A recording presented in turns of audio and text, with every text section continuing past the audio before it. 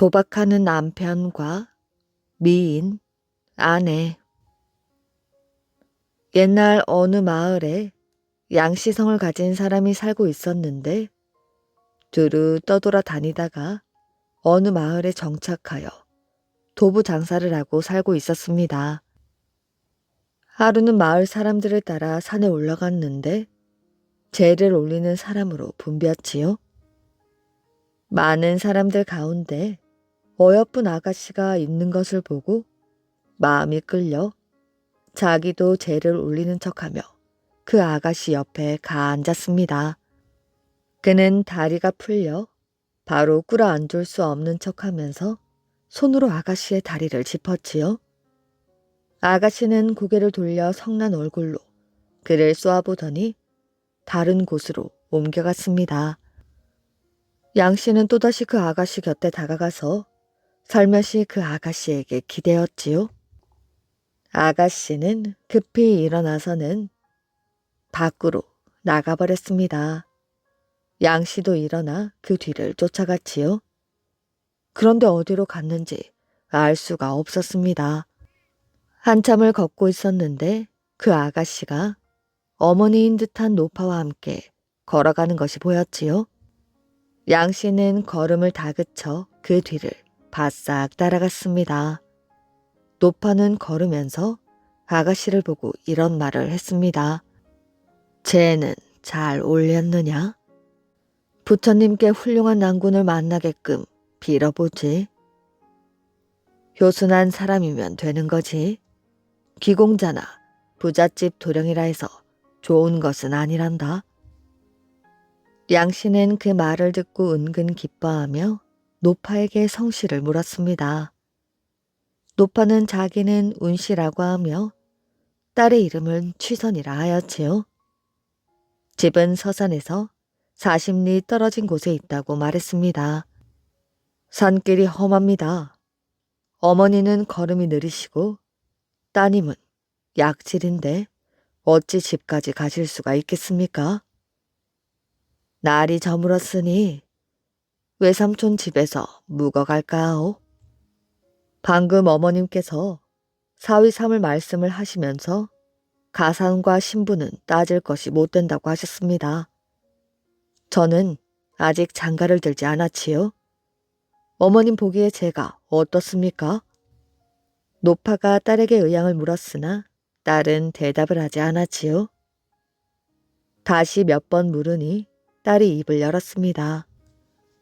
저 사람은 경솔하고 방탕하며 변덕이 심한 사람입니다. 저는 그런 사람에게는 시집을 가지 않겠어요. 양씨는 그 말을 듣고 자기는 착실한 사람이라 하면서 영원히 변심하지 않을 것을 하늘을 우러르며 맹세했습니다. 노파는 기뻐하면서 즉시 승낙을 하였지요.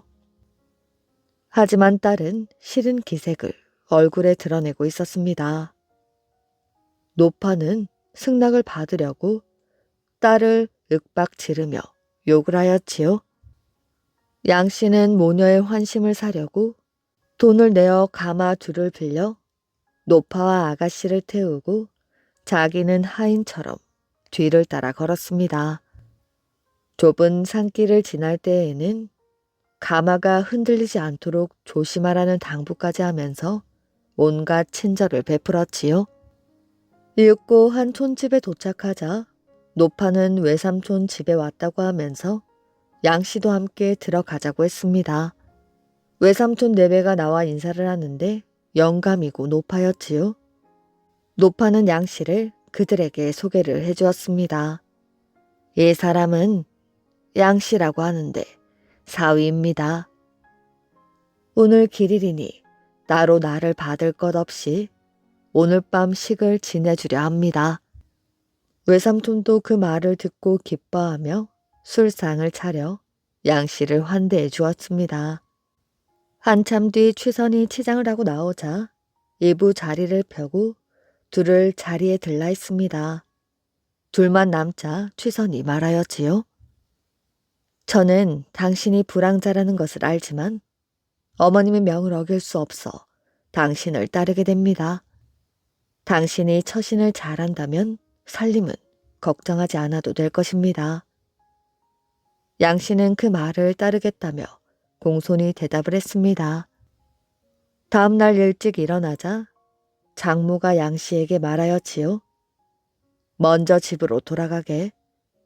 딸을 데리고 뒤따라가겠네. 양 씨는 집에 돌아와 집 안팎을 치웠습니다. 얼마 뒤 장모가 딸을 데리고 왔지요. 장모가 집을 보며 말했습니다. 이렇고서야 어찌 살아가겠느냐. 내가 곧 돌아가서 가난한 살림을 좀 보태줘야겠다. 장모는 그 길로 돌아갔지요. 다음 날 남녀 몇 사람이 옷, 식량, 세간 등을 가지고 와서 방 안에 가득 들여놓고는 밥도 먹지 않고 하녀 하나만 남겨두고 돌아갔습니다. 이리하여 양 씨는 걱정 없이 편안하게 지낼 수 있게 되었지요. 그는 날마다 건달들과 휩쓸려 다니면서 술을 마시지 않으면 도박으로 세월을 보냈는데 돈이 떨어지면 아내의 비녀 귀걸이를 훔쳐내다 도박을 했습니다. 아내가 말렸지만 듣지 않았지요. 어느 날 양 씨와 도박을 하는 친구가 양 씨를 찾아왔다가 아내를 보고 깜짝 놀라고서 놀려주었습니다. 자네는 부자구만. 가난을 걱정할 필요가 어디 있나? 양 씨가 그 까닭을 물었지요. 방금 자네 부인을 보았는데 말 그대로 절세 미인이더군. 그녀를 남에게 첩으로 넘겨주면 100냥은 문제 없을 것이고 기생으로 팔면 1000냥을 줄 수 있을 것이네. 양 씨는 속으로 옳은 말이라고 생각했습니다. 그 뒤로 그는 아내 앞에서 구차하여 못 살겠다는 푸념을 늘어놓았지요. 아내는 그가 뭐라고 하든 못 들은 척했습니다. 양 씨는 약이 올라 밥상을 치고 젓가락을 내동댕이 치며 하녀에게 욕을 퍼부으며 갖은 추태를 부렸지요. 어느 날 밤 아내는 술을 받아다 그와 술상을 마주하고 말했습니다. 당신이 날마다 가난 푸념을 하는데 당신의 근심을 덜어줄 방법이 없어 부끄럽습니다. 하지만 돈 되는 물건은 없고 하녀뿐이니 하녀라도 팔아서 살림을 보태는 것이 좋을 것 같습니다. 양 씨가 말했습니다. 그까짓 거 몇 푼이나 된다고? 한동안 술을 마시다가 아내가 다시 입을 열었지요. 이렇게 가난해서야 죽을 때까지 함께 산다 하여도 고생밖에 남는 것이 없겠어요. 그럴 바에는 차라리 저를 부잣집에 파십시오. 그러면 서로 좋을 것이고 하녀보다는 돈도 좀 많이 받을 수 있을 것입니다. 양 씨는 일부러 놀라는 척 하였지요. 아무려면 그런 짓을 어찌한단 말이오? 아내는 정색하며 그렇게 할 것을 권했습니다. 그제야 양 씨는 마음속으로 기뻐하면서도 입으로는 이렇게 말하였지요. 너무 급하게 말고 천천히 생각해 봅시다. 말은 그렇게 하였지만 아내를 관기로 팔아넘기려 했습니다. 내시가 직접 양 씨의 집으로 와서 여인을 보고는 몹시 흡족하여 혹시 일이 틀어질까 즉석해서 계약서를 쓰고 돈을 주기로 했습니다. 아내가 남편을 보고 말하였지요. 어머님은 늘 사위집이 가난한 것을 걱정하셨지요. 이제 부부간의 의는 끝났으니 친정에 다녀오겠습니다. 이 일을 어머님께 알려드려야지요. 장모가 이 일을 안 된다 할까봐 근심하였으나 아내가 이렇게 말했습니다. 애당초 제가 좋아서 한 것이니 걱정은 하지 마십시오. 양 씨는 아내를 따라 처갓집으로 가게 되었습니다. 밤중이 되어서야 처갓집에 이르러 대문을 두드리고 안으로 들어갔지요. 고래등 같은 기와집이 연해 있고 비복들이 들락날락하는 것이 여간한 대갓집 같지 않았습니다. 평소에 아내에게 처갓집을 다녀오자고 하면 늘 아내가 말렸으므로 장가든 지 1년이 넘도록 한 번도 와본 적이 없었지요. 그런데 이제 와서 큰 부잣집이라는 것을 알고 크게 놀라 이런 대갓집이니 남의 집 첩이나 기생으로 팔도록 할 리 만무하다고 여겼습니다. 아내가 그를 데리고 들어가니 장모가 놀라며 물었지요. 어째서 둘이 같이 왔는 것이야? 아내는 어머니를 원망했습니다.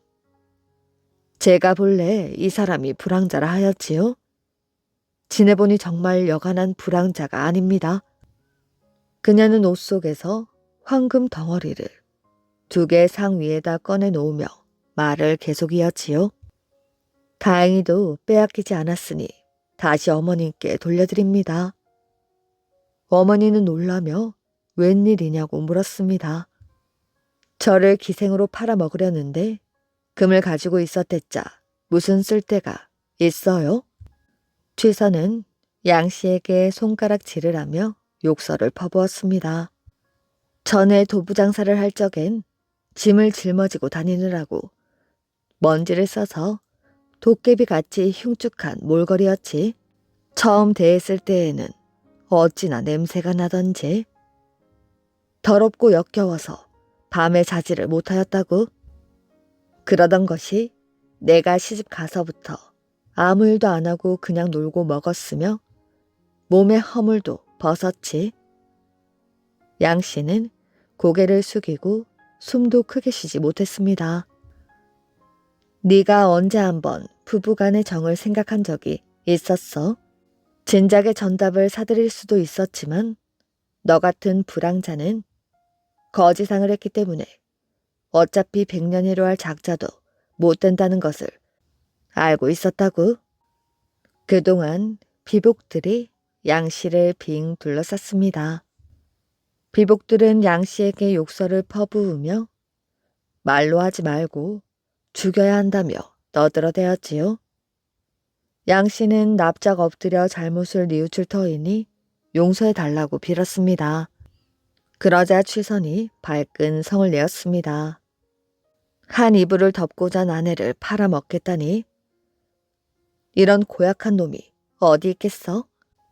그 말이 채 끝나기도 전에 둘러쌌던 비복들이 눈을 부릅뜨고 그를 매질하기 시작했습니다. 양 씨는 울며 불며 살려달라며 애걸하였지요. 취선은 그들을 제지시켰습니다. 용서해 주거라.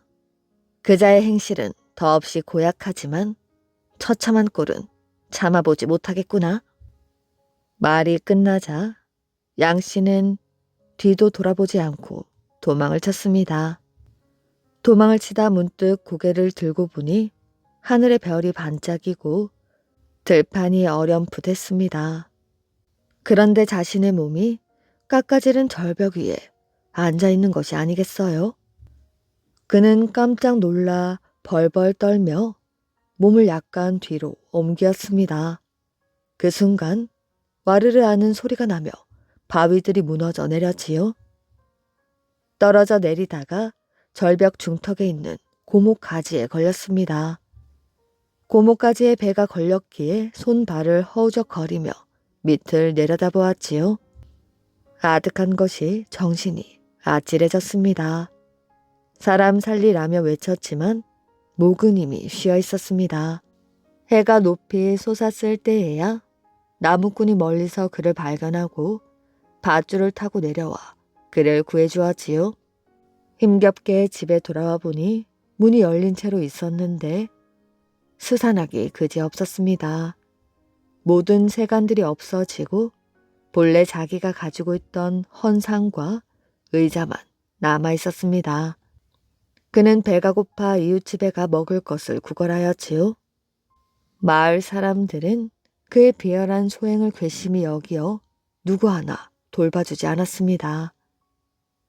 그래서 그는 생계를 유지할 수 없어서 집을 팔고 움막에서 살면서 동냥질을 하였지요.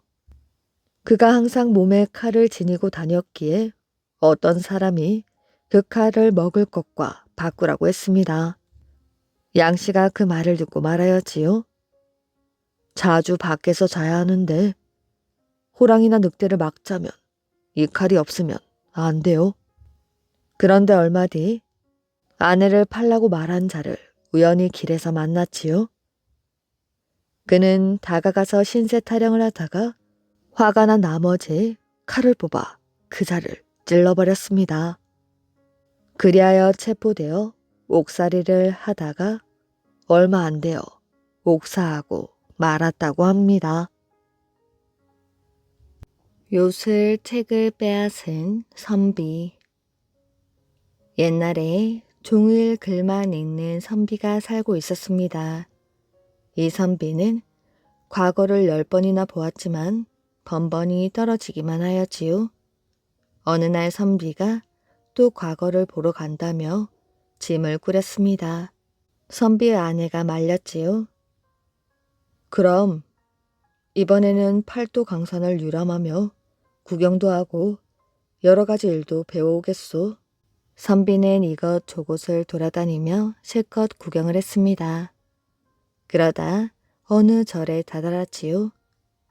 그런데 이 절은 해마다 설날이 되면 한 사람씩 스님이 죽어나가는 이상한 절이었습니다.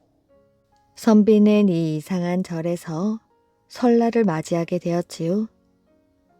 설날 밤 자정 무렵이 되니 밖에서 누군가가 문을 똑똑 두드렸습니다. 치성을 드리러 온 사람입니다. 문을 좀 열어주십시오. 선비는 별 생각 없이 문을 열어주었습니다. 그런데 지금껏 한 번도 본 적이 없을 정도로 예쁜 여인이 들어오는 것이었습니다. 여자 혼자 일이 늦은 시간에 깊은 산속절을 찾으셨습니까? 예, 저는 해마다 설날만 되면 이렇게 찾아와 부처님께 치성을 드리고 스님들께도 대접한답니다. 그런데 오늘은 스님들이 안 계신 것 같네요. 대신 선비님께 대접을 했습니다. 스님들은 아무것도 모르는 선비를 절에 홀로 두고 나가버린 것이었습니다. 여자는 준비해온 음식과 술을 선비에게 대접하였지요. 선비는 술을 마시며 이상하다는 생각을 했습니다. 스님에게 술을 대접한다고? 이상한 일이군. 선비는 술을 마시는 척하면서 여자가 안 볼 때마다 옷소매에 술을 부었습니다. 여자는 선비와 술을 마시다 그만 취하고 말았지요. 선비는 취해 쓰러진 여자를 유심히 살폈습니다. 그런데 여자의 엉덩이에 여우꼬리가 달려있는 게 아니겠어요? 선비는 취한 여우를 꽁꽁 묶어 자루에 담아 벽에 걸어 놓았습니다. 그러고는 남은 음식과 술을 실컷 먹고는 잠을 잤습니다. 아침이 되자 여우가 깨어났습니다. 여우는 울며 빌었지요. 선비님, 제가 잘못했습니다. 제발 살려주십시오. 선비는 콧방귀를 뀌었지요. 네가 나를 잡아먹을 것이 뻔한데 어림없는 소리지. 저를 풀어주시면 귀한 보물을 드리겠습니다. 보물? 먼저 풀어주십시오. 그럼 보물이 있는 곳을 가르쳐 드리겠습니다. 가만히 생각해 보니 아무래도 여우가 꾀를 쓰는 것 같았지요. 그럼 내가 너를 이대로 메고 갈 테니 길을 안내하거라. 선비는 자루에 조그만 구멍을 뚫어 여우의 눈만 나오게 한 다음 여우의 안내로 길을 갔습니다. 한참 가다 보니 냇가에 커다란 바위가 놓여 있는 게 보였지요. 저 바위 옆에 있는 돌을 들추면 책 한 권이 있을 것입니다. 그 책은 요술을 부리는 책이지요. 가지고 싶은 것은 무엇이든 가질 수 있고 자기의 모습을 다른 사람에게 안 보이게 할 수도 있습니다. 선비는 여우의 말을 믿을 수는 없었지만 한편으로는 믿져야 본전이니 해보기나 하자고 생각하였지요. 이 여우가 나를 해치지 못하게 천리 만리 밖으로 쫓아버렸으면 좋겠구나. 선비는 이런 생각을 하면서 책을 읽었습니다. 그런데 조금 뒤 정말 여우가 담긴 자루가 흔적도 없이 사라져버린 것이었지요. 선비는 기뻐하며 책을 소중히 안고 절로 돌아왔습니다. 돌아와 방에 앉아 있는데 밖에서 스님들의 목소리가 들렸지요. 불쌍한 선비님, 여우에게 잡아먹혔을 게야. 스님들은 겁에 질려 방문을 열어보았지요. 어서들 오시오. 선비가 말하자 스님들은 깜짝 놀랐습니다. 아니 선비님, 어찌 살아계시는지요? 혹 여우가 찾아오지 않았습니까? 왔었지요. 허나 걱정하지 마십시오. 멀리 쫓아버렸습니다. 스님들은 모두 무릎을 꿇고 선비에게 절을 하며 말했습니다. 죽을 죄를 지었습니다. 언제부터인가 해마다 설날이면 여우가 찾아와 한 사람씩 잡아먹는 것이 아니겠습니까? 여우에게 화를 당하지 않으신 걸 보면 선비님은 보통 분이 아니신 것 같습니다. 부디 절의 주인이 되셔서 저희를 지켜주십시오. 스님들이 간곡하게 애원하는 바람에 선비는 절의 주인이 되어 살게 되었습니다. 세월은 흐르고 흘러 선비의 머리에도 흰 머리가 보이기 시작하였지요. 선비는 아내와 고향이 몹시 그리웠습니다. 선비는 스님들과 헤어져 길을 떠나게 되었지요. 한참을 가다가 어느 마을에 도착했을 무렵 날이 저물었습니다. 선비는 하룻밤만 재워달라고 부탁하였지요. 재워드리는 거야 어렵지 않지만 밥이 없습니다. 아니, 왜요? 우리 마을의 원님이 너무 세금을 많이 걷어들여 백성들은 먹을 쌀도 없습니다. 저런 아주 못된 원님이군요. 밥은 됐으니 잠이나 재워주십시오. 그럼 원님의 못된 버릇을 고쳐주겠습니다. 선비가 말하자 집주인은 시큰둥하게 그러라고 했습니다. 다음날 아침 선비는 원님이 사는 집으로 갔습니다. 선비는 밖에서 집을 이리저리 보았지요. 마침 쥐 구멍이 하나 눈에 띄었습니다. 선비는 책을 펴들고 읽기 시작했습니다. 그러자 작았던 쥐구멍이 점점 커지더니 조금 뒤에는 사람이 드나들 수 있을 정도가 되었지요. 구멍 안쪽은 원님이 백성들에게 빼앗은 쌀을 넣어두는 곳간이었습니다. 선비는 곳간으로 들어가 쌀 가마를 어떻게 백성들에게 나눠줄지 생각하며 책을 읽었지요. 그러자 쌀 가마들이 발이 달린 것처럼 한 가마씩 곳간 밖으로 빠져나가기 시작했습니다. 그러고는 마을을 돌아다니며 집집마다 찾아갔지요. 원님은 쌀가마가 없어졌다는 말을 듣고 부랴부랴 곳간으로 갔습니다. 원님은 화가 나서 곳간을 지키던 포졸들을 마구 때리며 소리를 질렀습니다. 당장 도둑을 잡아오지 않으면 니놈들을 가만두지 않을 것이야. 그때 한 포졸이 보물을 넣어둔 창고에서 선비가 나오는 것을 보았습니다. 원님, 도둑이 저기 있습니다. 원님과 다른 포졸들이 선비에게 우르르 달려들었지요. 선비는 꽁꽁 묶여 동원으로 끌려가게 되었습니다. 선비가 원님에게 말했지요.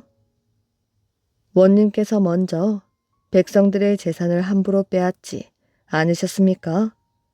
나는 그저 원래 주인에게 돌려준 것뿐이요.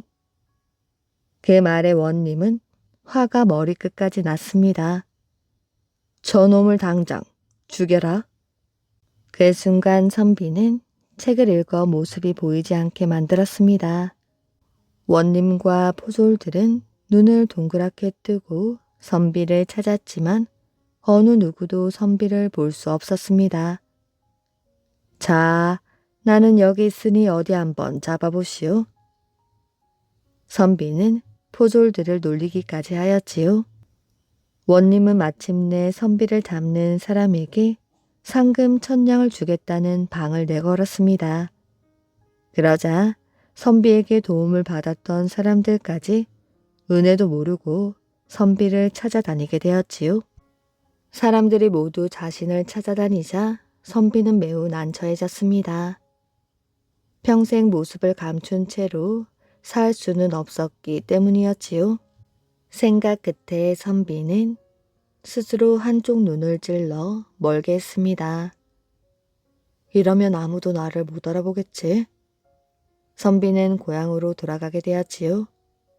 이미 세월이 많이 흐른 데다 한쪽 눈이 먼지라 마을 사람들 중 누구도 선비를 알아보지 못했습니다. 옛날 집에 가보니 잡초만 무성할 뿐 아무도 살고 있지 않았지요. 여보. 선비가 아내를 불렀지만 아무 대답도 없었습니다. 선비는 이웃집에 가서 물어보았지요. 이웃 사람도 선비를 알아보지 못했습니다. 그 집은 빈집이 된 지 오래요. 옛날에 과거 공부하던 선비와 아내가 둘이 살았는데 어느 날 선비가 집을 나간 뒤로 아내는 다른 집에 시집을 갔습니다.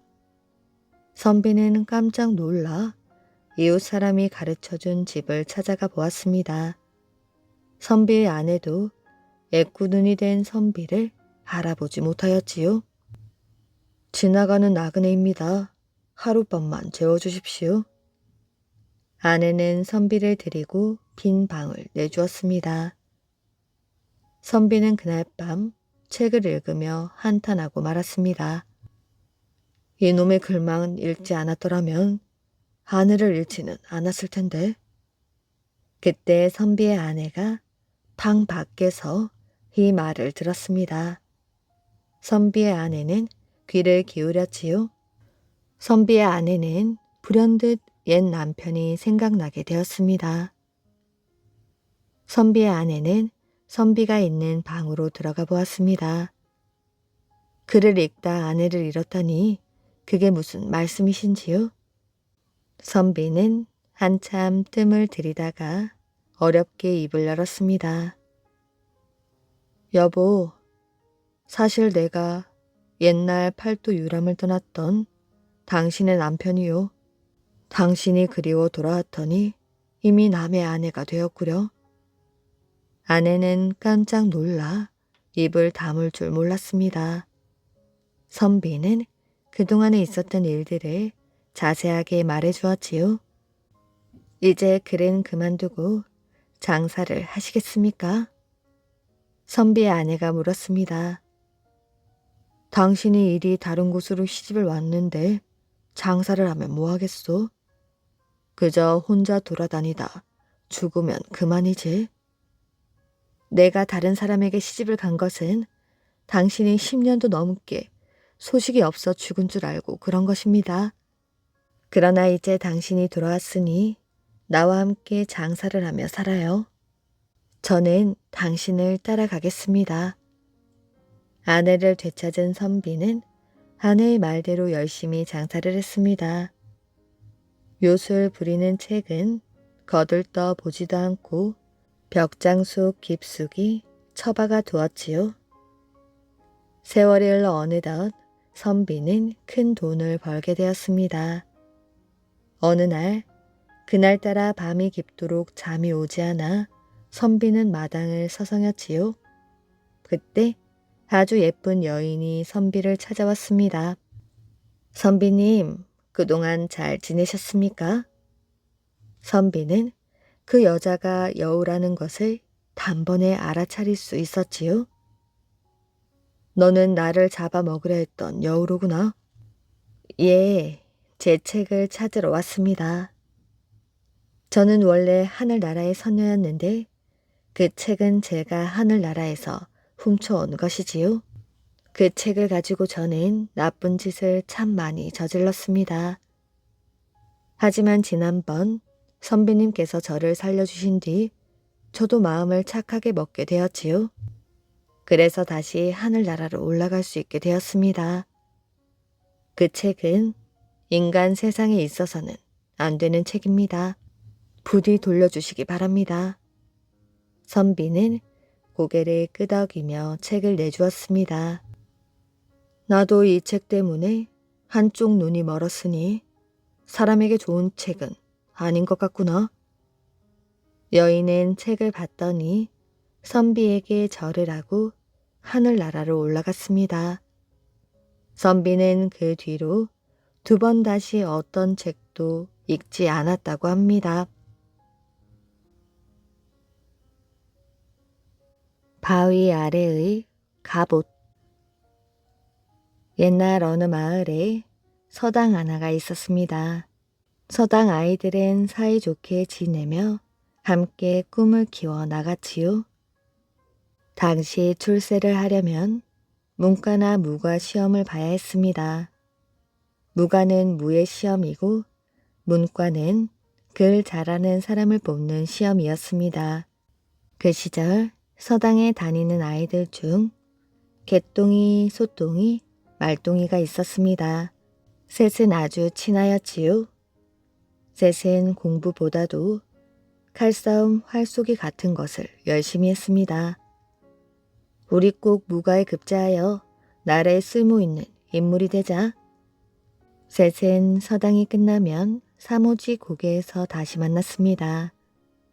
칼 쓰는 연습을 하거나 연을 매달아 놓고는 활 쏘는 연습을 했습니다. 얼마나 연습을 했는지 하늘도 감동하고 말았지요. 어느 날 셋이서 땀을 흘리며 무가 훈련을 하고 있는데 신령님이 나타났습니다. 나라와 백성을 위해 이렇게 열심히니 기특하구나. 앞으로 이 나라에 오랑캐가 쳐들어와 큰 전쟁이 일어날 것이다. 성질 급한 소똥이가 말하였지요. 신령님, 저희가 장군이 되어 나라를 구하겠습니다. 신령님은 기특하게 여기며 웃었습니다. 여기 갑옷과 투구가 있다.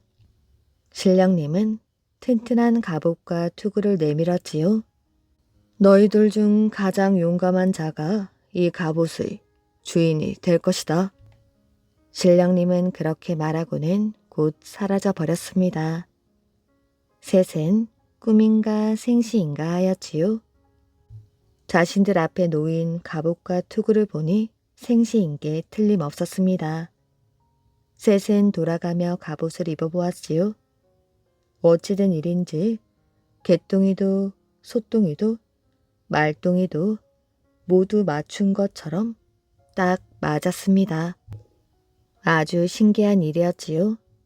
투구도 그러했습니다. 머리 크기가 제각각 달랐지만 물샐 틈 없이 딱 맞았지요. 하지만 셋은 고민이 되었습니다. 신령님이 분명 가장 용감한 자가 입으라고 하였기 때문이었지요. 셋은 사흘 밤낮을 고민했습니다. 나흘째 되는 날 개똥이가 말하였지요. 3년 뒤 무가에 응시하여 가장 높은 점수로 급제한 사람이 갑옷의 주인이 되는 것으로 하자. 그런데 소똥이가 말했습니다. 무가 점수가 아무리 좋아도 허약하면 소용없잖아. 힘이 제일 센 사람이 갑옷을 가져야지. 말똥이도 말했습니다. 군대를 다스릴 만한 지혜가 있어야지. 모두 맞는 말이었습니다. 셋은 결국 결론을 내지 못했습니다. 그럼 일단 갑옷은 감춰두자. 정말 신령님 말대로 전쟁이 나면 그때 가서 누가 입을지 정해보자. 셋은 사모지 고개에 있는 큰 바위를 힘을 합쳐 들었습니다. 그 밑에 땅을 파고 갑옷과 투구를 묻은 뒤 다시 바위로 덮었지요. 그러고는 비가 오나 눈이 오나 열심히 훈련했습니다. 세월이 흐른 뒤 셋은 함께 무과에 합격하게 되었지요. 셋은 강원도, 전라도, 강화도로 발령이 났습니다. 셋은 부임지로 떠나면서 약속하였지요. 전쟁이나 싸우다 목숨을 잃게 되면 마지막 남은 사람이 부모님들을 돌봐드리기로 하자. 그리고 바위 밑에 감추어둔 갑옷과 투구도 그 사람에게 주도록 하자. 얼마 뒤 신령님이 말한 대로 전쟁이 났습니다. 임금님은 강화로 피신하게 되었지요. 사모지 고개와 가까운 곳이었습니다. 세 친구들은 강화로 달려와 함께 힘을 합쳐 싸웠지요. 하지만 아무리 힘을 합쳐 싸워도 오랑캐는 끊임없이 밀려왔습니다. 그런데 전쟁 중 개똥이가 화살에 맞아 끝내 일어나지 못하였지요. 전쟁이 끝나고 평화가 찾아오게 되었습니다. 백성들의 얼굴에 웃음꽃이 피었지요. 하지만 친구를 잃은 소똥이와 말똥이는 웃을 수 없었습니다. 바위에 숨겨놓은 갑옷을 꺼내지도 못하였지요. 둘이서 아무리 애써도 바위가 꿈쩍하지 않았기 때문이었습니다. 사람을 불러 여럿이 바위를 들어보아도 마찬가지였지요. 결국 아무도 들지 못한 채 많은 세월이 흘렀습니다. 어느 욕심 많은 사람이 바위 밑에 갑옷을 탐내었지요. 밤에 몰래 와 바위를 깨트리려고 했습니다. 하지만 바위를 깨트리는 순간 그만 벼락에 맞아 죽고 말았습니다. 아직도 갑옷 바위 위에는 금이 가 있다고 합니다. 바위가 두 조각이 나 있는 것이었지요. 아직도 바위 아래에는 갑옷과 투구가 묻혀 있다는 전설이 전해진다고 합니다. 하나뿐인 세자. 옛날 조선시대 현종의 단 하나뿐인 세자 수는 아주 영리했습니다. 그래서 어렸을 적부터 아버지의 사랑을 많이 받았지요. 그런 세자가 13살이 되던 때였습니다. 효종비 인천 왕후 장씨가 죽자 조정은 복상 문제로 시끄러웠지요. 하루는 현종이 세자에게 말했습니다.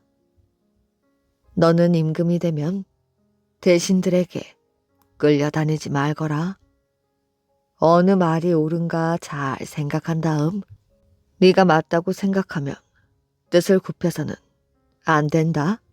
세자는 동궁으로 돌아오며 아버지가 왜 그런 말을 했는지 몹시 궁금해져서 스승을 붙잡고 물어보았습니다.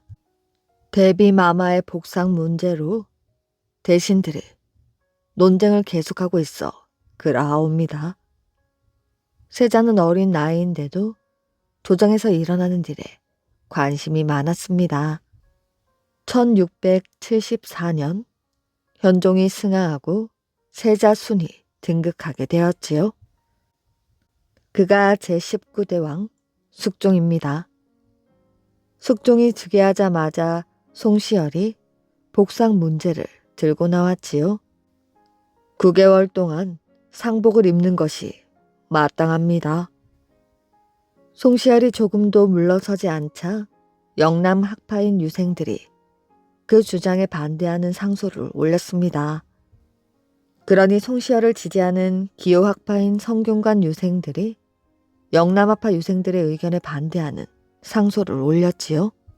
숙종은 아버지의 죽음을 슬퍼할 겨를도 없이 당파 싸움에 휘말린 것이었습니다. 숙종은 누구든 든든하게 몸을 기댈 어른이 필요함이 느껴졌지요. 그래서 인경왕후 김씨의 아버지인 김만기를 불러 복상 문제를 의논하게 되었습니다.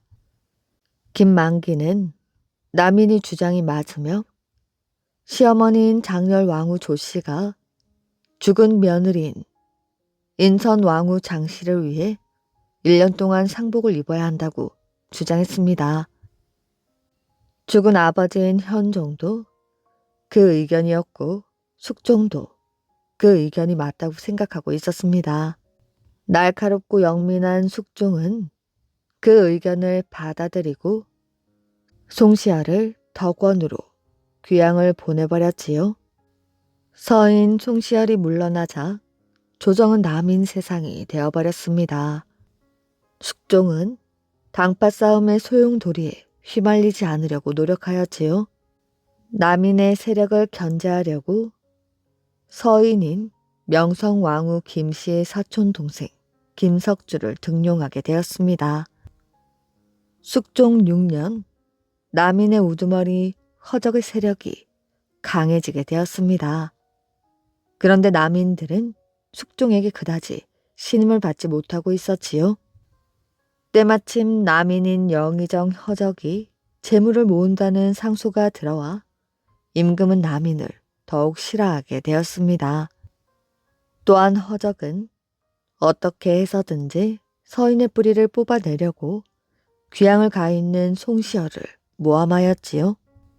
서인인 김석주는 서인들의 생명을 위해 남인에게 대항하기로 결심을 했습니다. 얼마 뒤 숙종에게 한 장의 상소문이 날아들었습니다. 허적의 서자인 허견이 복창군, 복성군, 복평군 삼형제와 역모를 꾸미고 있습니다. 당장 옥사가 일어나 삼형제는 물론 허적과 윤우는 살해되고 나머지 남인들은 파직되거나 귀양을 갔습니다. 이 사건으로 남인이 몰락하고 서인이 득세하게 되었지요. 그런데 숙종은 또 다른 걱정으로 마음이 우울해져만 갔습니다. 숙종의 비 인경왕후 김씨가 20살의 나이로 죽고 인현왕후 민씨가 계비로 들어왔는데 자식을 낳지 못하였지요. 그때 숙종은 장옥종을 총애하고 있었습니다. 장옥종은 절세 미인이었지만 성격이 포악하고 시기와 질투가 심한 여인이었습니다. 그 뒤 장옥종이 아들 균을 낳았지요. 숙종은 너무나 기뻐서 균을 세자로 책봉하려고 했습니다. 하지만 서인인 송시열을 선두로 하여 반대 운동이 일어나게 되었지요. 남인들은 때를 놓치지 않고 서인들을 반박하고 나섰습니다. 숙종은 사약을 내리고 송시열을 죽이고 장옥종을 소위의 벼슬에서 희빈으로 올리고 균을 세자로 책봉하게 되었습니다. 2년 뒤 희빈 장씨가 중전이 되었지요. 그리고 서인편에 있는 인현왕후 민씨를 패배시켜 궁궐 밖으로 쫓아내고 말았습니다. 이로써 송시열을 따랐던 서인들이 파직 귀양을 가고 남인들이 득세하게 되었습니다. 그 뒤 숙종은 국사를 보면서도 마음에 꺼리는 것이 있었지요. 그것은 마음씨 고운 인현왕후 민씨를 패출시킨 것이었습니다. 임금의 마음을 어찌 알았는지 소론인 김춘택이 인현왕후를 보기에 달라는 상소문을 올렸지요. 남인들이 인현왕후를 보게 한다는 것은 말이 안 된다며 들고 일어섰습니다. 숙종은 남인들의 행동을 미워하여 남인들을 죽이거나 귀양 보내버리고 소론의 남구만 등에게 벼슬을 내렸지요. 이로써 5년 동안 권세를 부렸던 남인들은 물러나고 소론들이 득세하게 되었습니다. 이로 인하여 중전이 되었던 장씨를 다시 빈으로 내리고 패비 민씨는 복이 되게 되었습니다. 이때부터 조정에서는 노론 소론으로 갈라져 당파 싸움을 하게 되었지요. 그 뒤로 희빈 장씨는 인현왕후를 몰아내고 다시 중전의 자리를 차지하기 위해 별별 짓을 다 했습니다. 그러던 중 인현왕후 민씨가 세상을 떠나고 말았습니다. 그리고 얼마 뒤 숙종은 희빈 장씨가 머무는 죄선당 서쪽에 신당이 있는 것을 발견하게 되었습니다. 휘빈 장씨가 무당들을 데려다가 인현 왕후가 죽기를 빌었던 신당이었지요. 이 사실을 안 숙종이 휘빈 장씨에게 사약을 내렸습니다. 숙종은 치열한 당파 싸움의 틈에서도 평안도와 함경도 등을 제외한 모든 지역에 대동법을 실시했으며 임진왜란과 병자호란 이후에도 계속 추진해온 토지 사업을 완료하는 업적을 남겼다고 합니다. 저승사자가 된 도령. 옛날에 염라대왕이 나들이를 했습니다. 어느 날 이승에 사는 부자가 저승 시왕을 위해 굿을 한다고 했습니다. 오늘은 굿 구경이나 해봐야지. 염라대왕이 저승문을 막 나올 때였지요. 웬 사내 아이가 가마를 가로막고 소리를 질렀습니다. 염라대왕을 모시러 왔습니다. 염라대왕은 어이가 없었습니다. 염라대왕은 화가 날 수밖에 없었지요. 천둥 번개가 꽝 하고 쳤습니다. 그런데 사내 아이는 꼼짝도 하지 않았지요. 염라대왕을 호위하는 장수들이 그 아이에게 달려들었는데 아이가 어찌나 힘이 좋은지 장수들을 차례로 내다 꽂았지요. 그러고는 이렇게 말했습니다.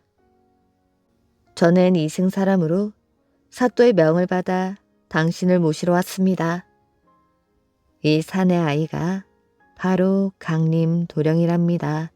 어느 부부의 새 아들이 죽은 사건 때문에 염라대왕을 만나러 온 것이었지요. 한날 한시에 새 아들이 갑자기 죽어버린 일 때문이었습니다.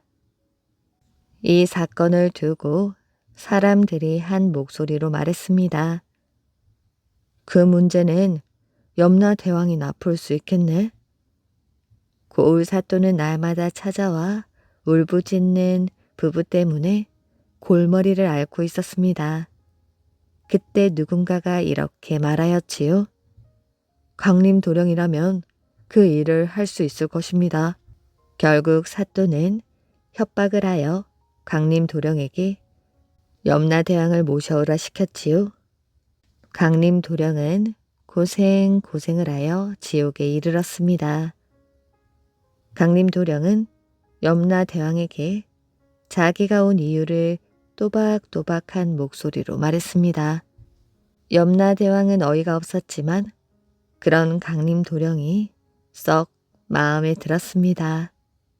지금껏 자기 앞에서 이토록 당당한 사람은 하나도 없었기 때문이었습니다. 염라대왕이 말했습니다. 쓸만한 녀석이구나.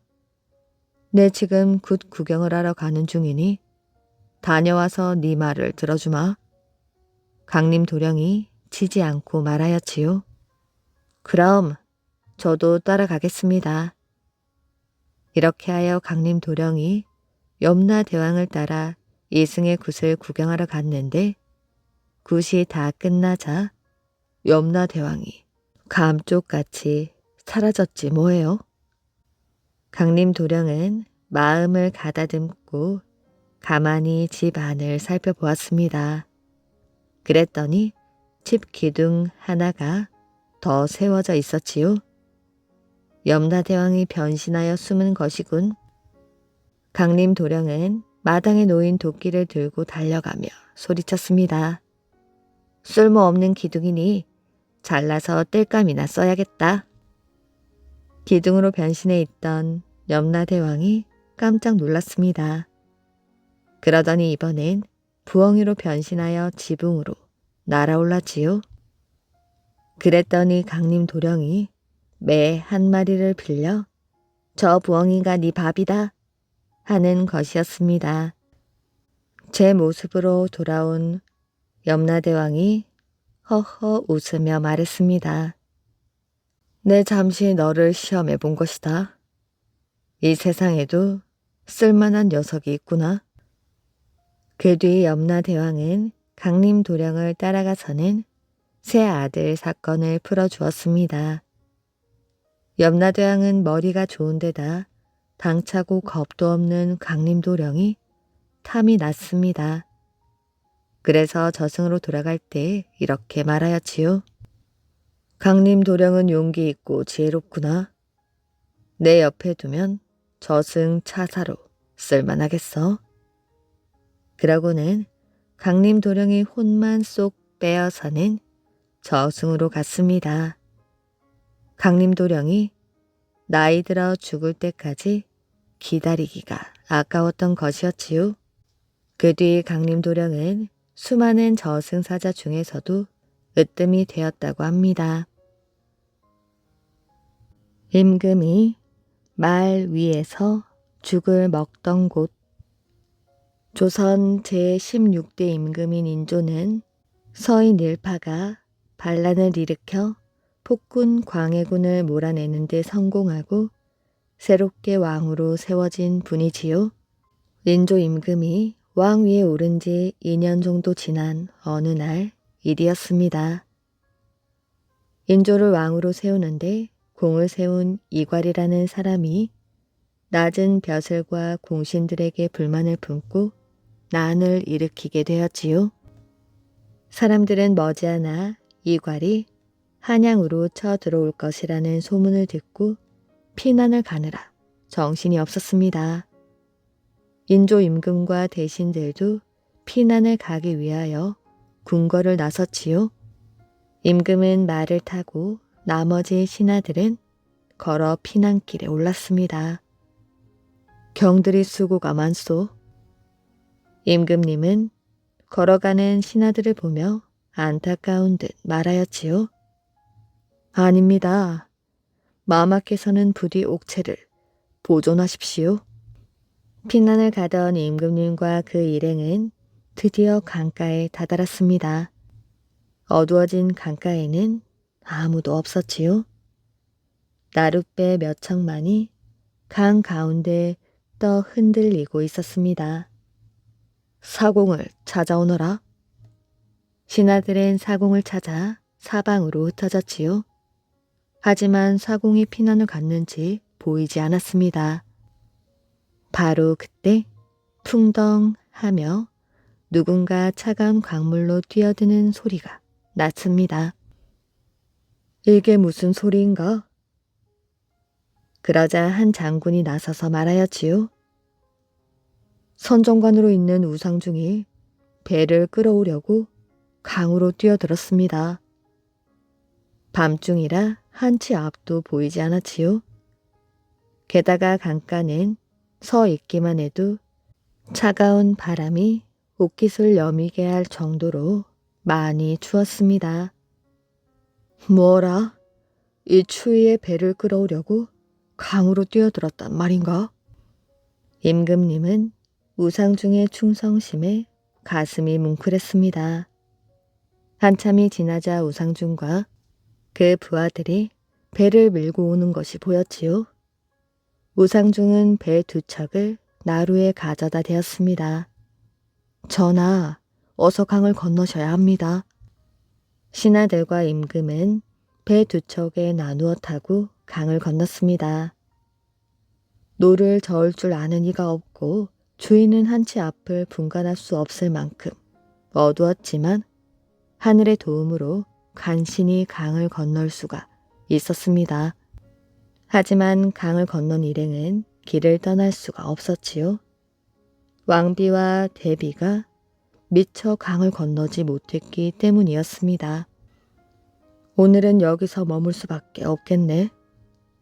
임금님과 일행들은 왕비와 대비를 기다리며 강가에서 밤을 지새웠지요. 바람은 살을 파고들 듯 세차게 불었습니다.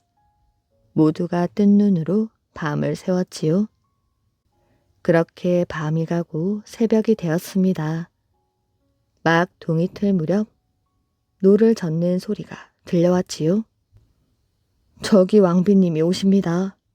대비 마마도 보입니다. 임금님은 강가로 나갔습니다.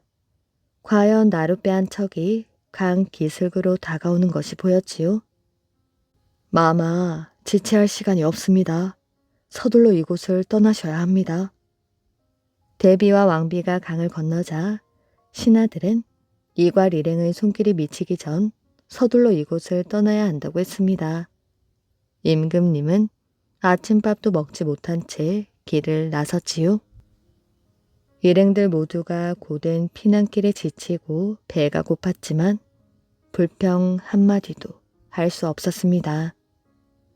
그렇게 얼마를 가다 보니 어떤 백성이 임금을 배한다며 길을 막았습니다. 아니, 무슨 일인가? 예, 소인은 과천에 사는 김씨라고 합니다. 김씨는 소반에 받쳐든 무언가를 쓱 하고 내밀었지요.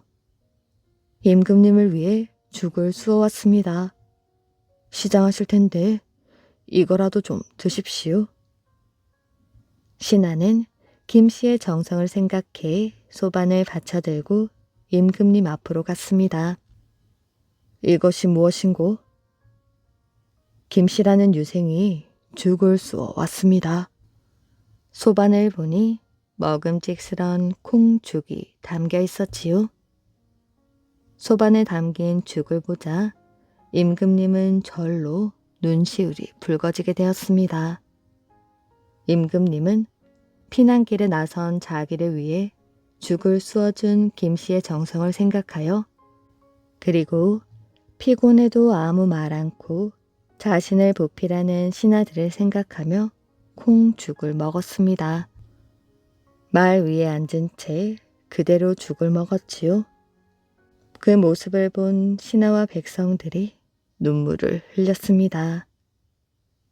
임금님이 말에서 내리지도 못하고 죽을 들었다고 하여 사람들은 이곳을 말죽거리라고 불렀지요. 세월이 지났지만 사람들은 지금도 이곳을 말죽거리라 부른다고 합니다. 이야기 재미있게 잘 들으셨나요? 오늘의 이야기는 여기까지입니다. 오늘도 이야기를 들어주셔서 정말 감사합니다. 오늘도 편안한 밤 되시길 바랍니다.